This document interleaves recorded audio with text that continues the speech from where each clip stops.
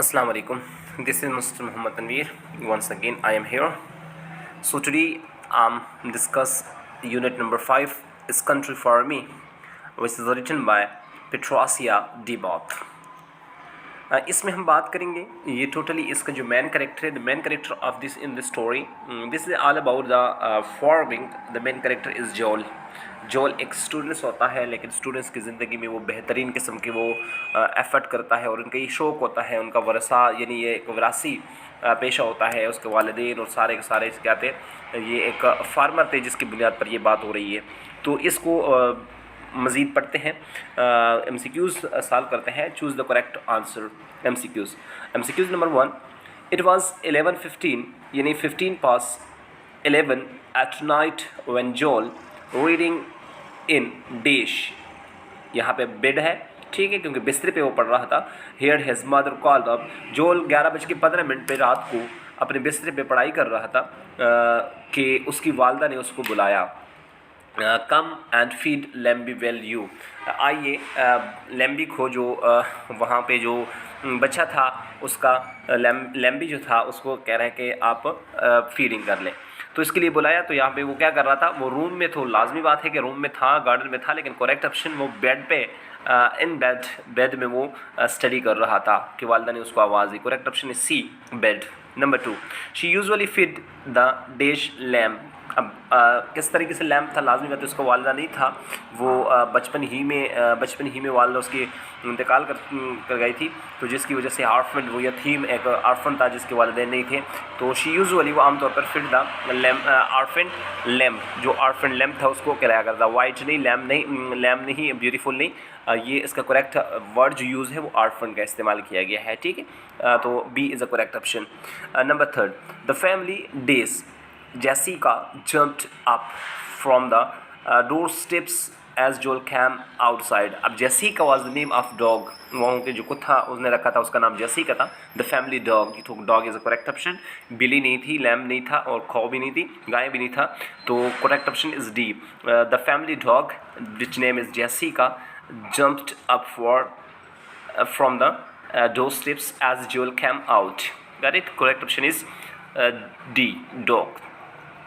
The dash here was cooled and the yard light caught the master of Joel's and Jessica breathes. ठंडी हवा थी और मार्च का महीना था. तो मार्च की हवा जो वो बहुत ठंडी हवा थी, कूल हवा थी, जो उसके जोल की और उसके जो जेसिका था उसकी छाती पे लग रहा था. तो the month was March.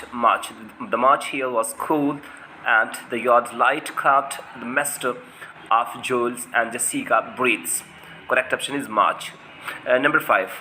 A crescent moon hung low over the east hayfield. वहाँ पे वो जो चांद की बात की जा रही है कि वो किस तरीके से एक डिम क्रेसेंट था, dim crescent moon hung low over the east है फील्ड. तो यहाँ पे करेक्ट ऑप्शन जो है वो है डी, यानी sorry C, dim crescent moons. Dim, bright भी नहीं है, शाइनिंग भी नहीं है, ट्विंकलिंग भी नहीं है. तो करेक्ट ऑप्शन क्या है? करेक्ट ऑप्शन है C. C is a correct option. Number 6. The lamb spring up.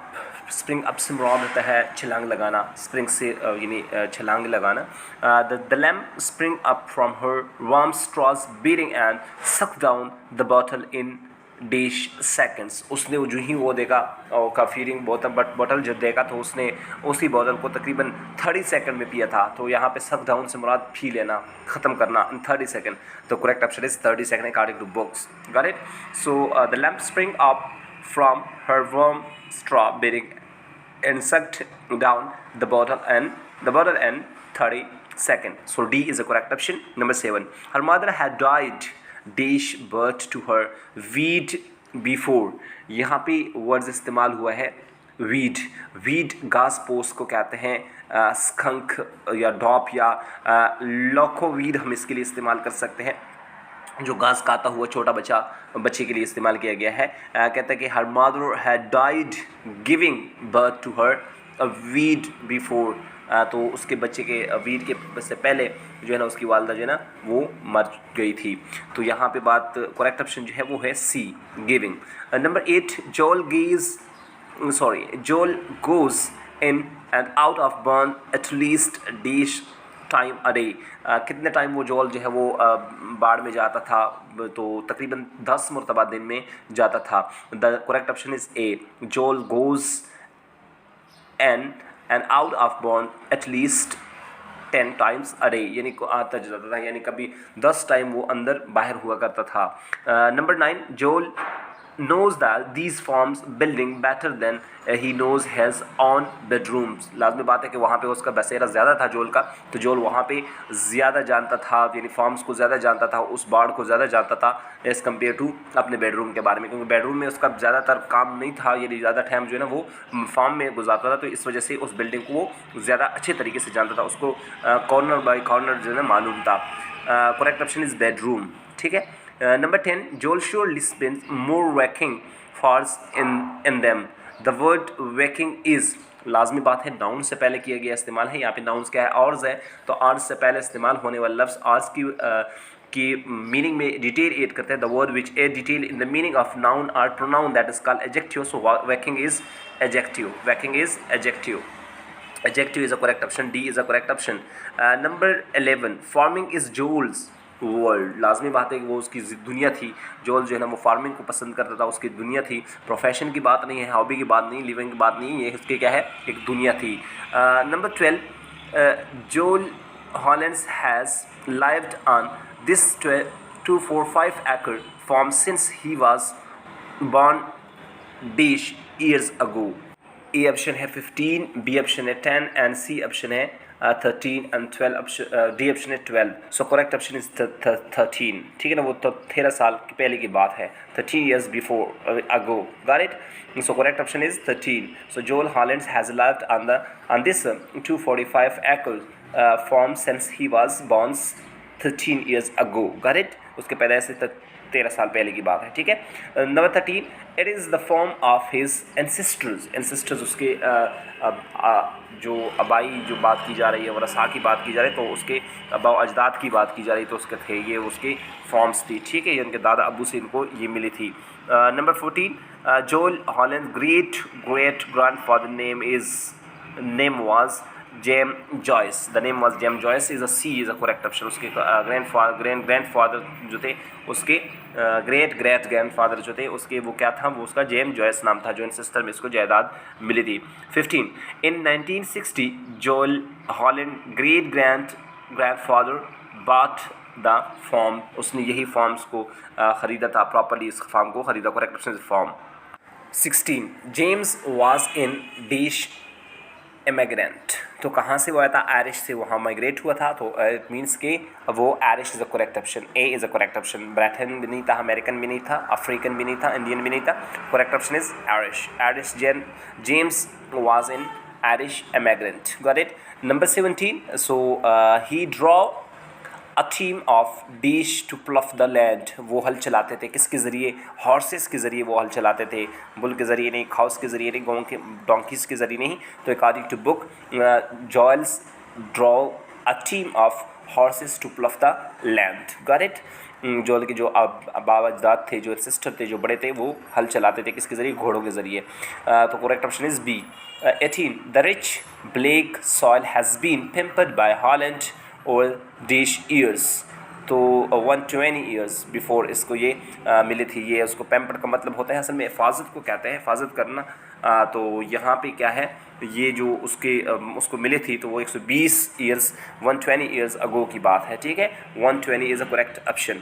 19, about of the students are farmers. इसमें कोई शक नहीं है कि जोल के जो स्कूल में जो लड़के थे वो सारे के सारे आधे जो थे वो क्या थे, फार्मर थे। गोल्ड स्मिथ नहीं थे, तरखान नहीं थे, कारपेंटर नहीं थे, कारपेंटर काम करने ढलो नलायक भी नहीं थे, यानी फार्मर थे, करेक्ट। तो अकॉर्डिंग टू बुक में फार्मर की बात की गई है, नलायक और या गोल्ड स्मिथ की बात, कारपेंटर की बात नहीं हुई है। तो correct option is farmer. 20, this year Joel will graduate from 8th class. 8वीं जमात को वो क्या किया, वो 8वीं जमात पास करके अभी उन्हें प्रमोट होना था। तो correct option is 8th, correct option is 8। 21, Joel is a good student dash reluctant to discuss, ठीक है। जोल जो था वो एक बेहतरीन तालिब इल्म था, जो इस चीज़ का रिलेक्टेंट का मतलब होता है अनविलिंग, एंथसिस्टिक, ठीक है। अनएंथेसिस्टिक की बात की जा रही है कि अपोज था, वो अनविलिंग था, वो यानी इस चीज़ के साथ दिल नहीं था उसका। तो उसके में क्या बात की जा रही है यहाँ पे, आपने कंजंक्शन का इस्तेमाल करना है, एज ए कंजंक्शन का इस्तेमाल करना है, जिसको हम क्या कहते हैं, जिसको हम सबॉर्डिनेट कंजंक्शन का नाम देंगे। तो यहाँ पे करेक्ट ऑप्शन क्या है, दो। ठीक है, Joel is a good student though he reluctant to discuss it. 22. The daily dish that Joel does help run the farm and help support the family. Chose, घर के कामों में उसको, वो डेली घर के कामों में उसका कराता है। तो घर के कामों को क्या कहते हैं, चोज कहते हैं। वर्क नहीं, जॉब नहीं, टास्क नहीं। तो correct option is chore. Got it, chore is the correct option. The daily चोज that Joel does help run the farm and help support the family. वो फैमिली के भी सपोर्ट करता, फार्म भी, खेती बाड़ी भी करता था। ठीक है, यानी मेहनती था बहुत ज़्यादा Joel. Joel is a very hard worker students and boys over here. He was a great for to help the father. 23. Joel takes his learning seriously because his goal is to become a farmer. उसका गोल यही था कि मैंने farmer बनना है, क्योंकि उसके बस यही शौक़ था, उनको ये ज़ौक़ लगा था कि भाई I will be a farmer in future, a good farmer in the future. Correct option is D, farmer. 24.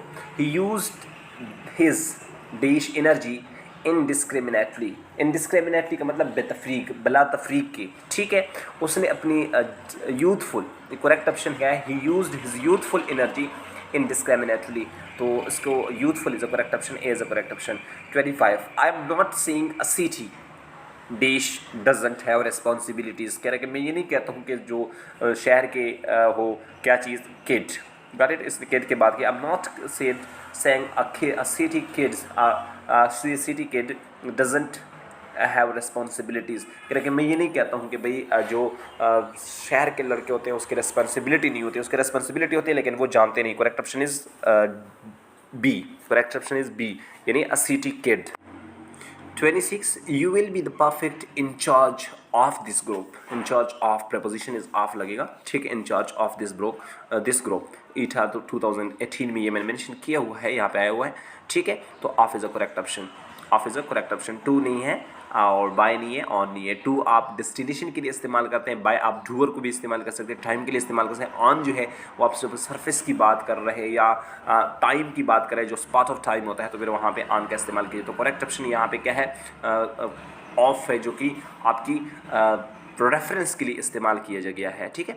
27. Don't make so much noise for is trying to study for her S test. Got it, ESI test तो 2019 में ये आया था। तो S try, यहाँ पे इसकी struggle की बात की जा रही है कि वो कोशिश कर रही है। ठीक है, पढ़ने की कोशिश कर रही है। ठीक है, study trying, S trying correct option, for is trying. ठीक है, कंटिन्यूअस प्रोग्रेसिव फॉर्म बताया जा रहा है। ठीक है, D option is a correct. 28. The air we are breathing today have many harmful elements in it. इसमें कोई हार्मफुल चीज़ें हैं, कोई जहरीला चीज़ें हैं, कोई नुकसानदेह चीज़ें, एलिमेंट्स वहाँ पे पाए जाते हैं। जो ब्रीथिंग, वहाँ पे लाजमी बात है कि हवा चल रही है, तो कंटिन्यूअस प्रोग्रेसिव फॉर्म एक्शन एक बताई जाती है। तो इसकी मतलब है ब्रीथिंग, और breathing B is a correct option. It is useless dash them. अब ये बेफ़ायदा है किसके लिए, यानी बुलाने का जो काम हो रहा था। It is useless dash them, they are sure to have left this house by now. Left this house by no 2009 में आया था। अभी देखिए यहाँ पे आपने इन्फिनेटिव का इस्तेमाल करना है। इन्फिनेटिव का इस्तेमाल क्यों करना है, क्योंकि इन्फिनेटिव जब तक आपने काम किया ना हो, अभी होपफुल हो, रिमेनिंग हो, काम बाकी हो, अभी तक काम हुआ ना हो, तो उसके लिए हम इन्फिनेटिव का इस्तेमाल करते हैं।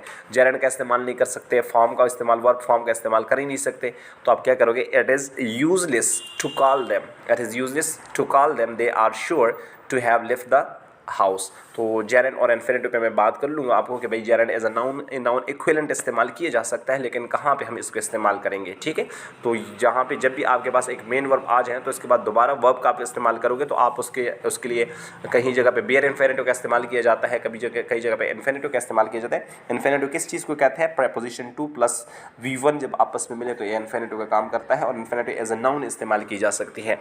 तो ये था आपका chapter number age country for me के बारे में टॉपिक। इंशाल्लाह उम्मीद करता हूँ कि ये वीडियो आपको पसंद आई होगी।